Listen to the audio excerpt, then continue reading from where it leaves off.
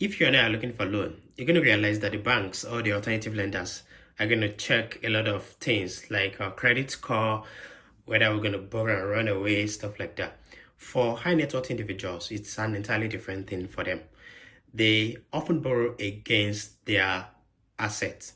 And that's why it seems like when people have assets, they can easily buy more assets. They can buy 2 assets, 3 assets. And that's because they keep on borrowing against that same asset. Now, there is a popular one that high net worth individuals do use, and it's becoming mainstream for most brokerage accounts right now. They call it a securities-backed line of credit, SBLOC, as often called. For a securities-backed line of credit, you can borrow against your stocks portfolio to a given margin. Say, for example, you have $100K in your stocks portfolio. You can borrow up to 40% of that 100K margin. It can be more depending on the kind of stocks that you hold in that portfolio. Say, a typical example of you can borrow at a margin of 40%. So that is $40K at that point. Now, from that 40K, you can borrow 1K or 5K or 10K out of it and use it for maybe you want to travel, you want to pay your kids' school fee and stuff like that. In this case, it's different from loans. It's a line of credit.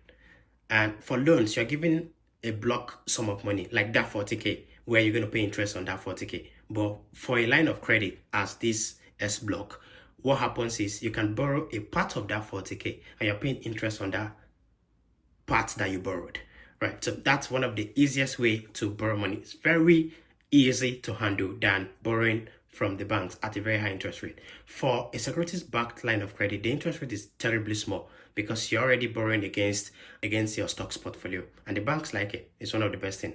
And this does not only work for stocks and shares. If you've got ETFs, if you've got mutual funds or bonds, that also worked. It works in the same way with HELOCs, which is home equity lines of credit. It's a common thing in the US often, but it's almost everywhere now, where you can borrow against your home equities. Like if you've got a home you're paying mortgage for, but in this case, you're borrowing against your stocks and shares portfolio. So it's one of the best way to borrow because the interest rate is terribly low for you, and you can borrow at any time. You can borrow more. Just don't cross the limit that your bank have given you for that line of credit. And one of the cons of this is when the stock market get bad, it's going to hit you hard, right? And when interest rate is getting high, it's going to be so bad for you.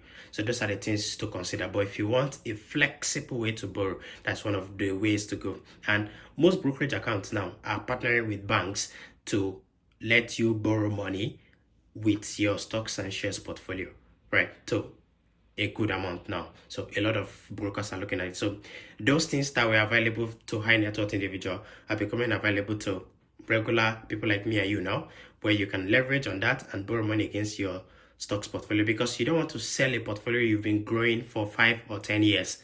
That's because you're going to pay a tax on it, right? And that can go up to 18% in tax. That's a lot of money to lose in taxes. That's one of those things. And you want to keep on growing your wealth and get your dividend while you can borrow against it and use it for other important things while your wealth keep on growing. So those are the things that are becoming available for people like you and I now, as against things that used to be available for only rich people in the past. So I think I needed to bring this to you. Maybe you can just look it up with your broker and you can use it later. All right, see you later.